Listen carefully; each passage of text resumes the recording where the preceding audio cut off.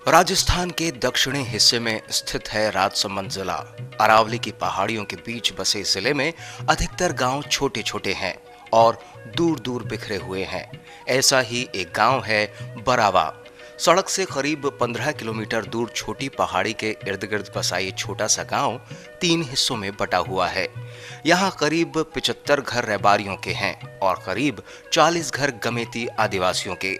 शेष दर्जन भर मकान अन्य लोगों के हैं। सोपस्टोन की खानों के नजदीक बसे इस गांव की जमीन पथरीली है, इसीलिए यहाँ खेती करने की भी स्थिति नहीं बन सकी। यहाँ के रैबारी समुदाय का व्यवसाय ऊंट पालन रहा है। गांव के लोगों की जरूरत पूरी करने के क्रम में यहाँ आसपास के पेड़ पूरी तरह कट गए। जमीन पर चारा भी नहीं उग रहा था और बरसात का पूरा पानी बहकर दूर निकल जाता था। ऐसी स्थिति में समय गुजरने के साथ स्थिति ये बनी कि लोगों के लिए न केवल खाना पकाने के लिए ईंधन जुटाना मुश्किल हो गया, बल्कि पशुओं के लिए चारे की समस्या भी पैदा हो गई। ऐसी स्थिति की जटिलता को भांपकर गांव वालों ने एकजुट होकर विचार विमर्श किया और मिलजुल स्थितियों से निपटने का बीड़ा उठाया। सबसे पहले 1999 में वृक्षारोपण का काम हाथ में लिया और गांव के पास की पहाड़ियों पर घास और पेड़ लगाने का काम शुरू कर दिया। करीब 30 हेक्टेयर की इस चारागाह की जमीन पर धीरे धीरे करीब 25,000 पेड़ लगाए। सबने सामूहिक श्रमदान करके इस चारागाह की बाउंड्री बना दी। सबने पेड़ न काटने की शपथ ली और इस चारागाह की देखभाल करने के लिए एक चौकीदार भी रख लिया। इसके बाद जल संग्रहण का काम शुरू किया गया। इसके तहत पहाड़ी पर जगह जगह पानी को रोकने के लिए श्रमदान करके गड्ढे बनाए गए और नीचे 2 एनीकट बनाकर गांव के पानी को गांव के उपयोग के लिए रोक लिया।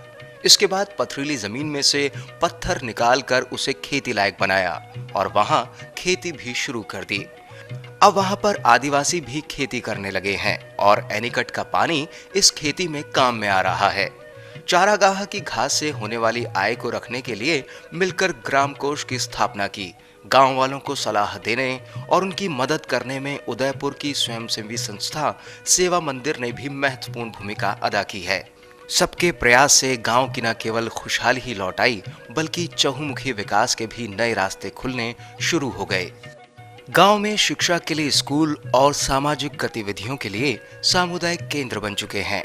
गांव की पहाड़ी पर छाई पेड़ों की हरियाली और तलहटी में हो रही खेती खुद ही विकास की कहानी सुना देती है।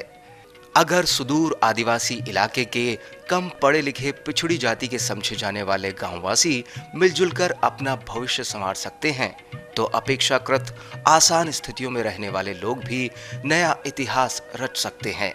लेकिन उसके लिए सार्थक सोच और एकजुटता की जरूरत है।